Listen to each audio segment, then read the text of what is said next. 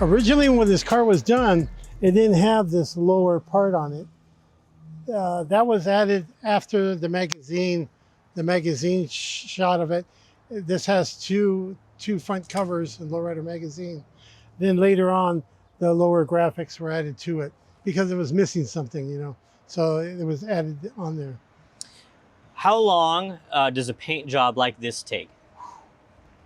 Depending on you know, the painter, you know, if you get a good painter, you know, some of the painters, you know, they could hold you up for years. If you get a guy that just jumps on it, it depends on the graphics, how much work you want into it, you know.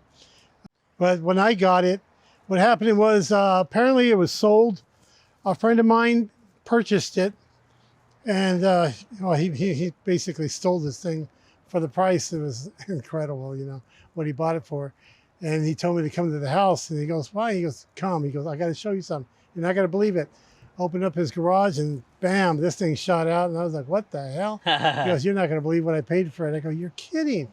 You know, basically a show car. And I go, damn, you know, what are you going to do with it? He goes, I don't know, man. And I go, you always told me you were going to sell me one of the cars, you know. So it came down to I purchased the car off him. The only thing is I wanted to add my touches to it, you know. A lot of things needed to be done because it sat so long. The whole front suspension I had to redo. The tilt had a reproduction tilt. I put an original tilt in there. Custom steering wheel, that's $7 grand right there. Just on the tilt and the custom wheel that's translucent, you know, to have that done. I added a posi rear end, cut the axles, shortened it in, added the skirts. And I think the last thing I'm gonna do is the upholstery, redo the upholstery and redesign the trunk. And then final will be dropping in the stereo, and it shall be completed, you know. But it's hard because I'm dealing with other cars. I have my other cars too, you know. This is just one, you know. Tell me about the history of lowriding a little bit. What do you know about it? Oh, wow.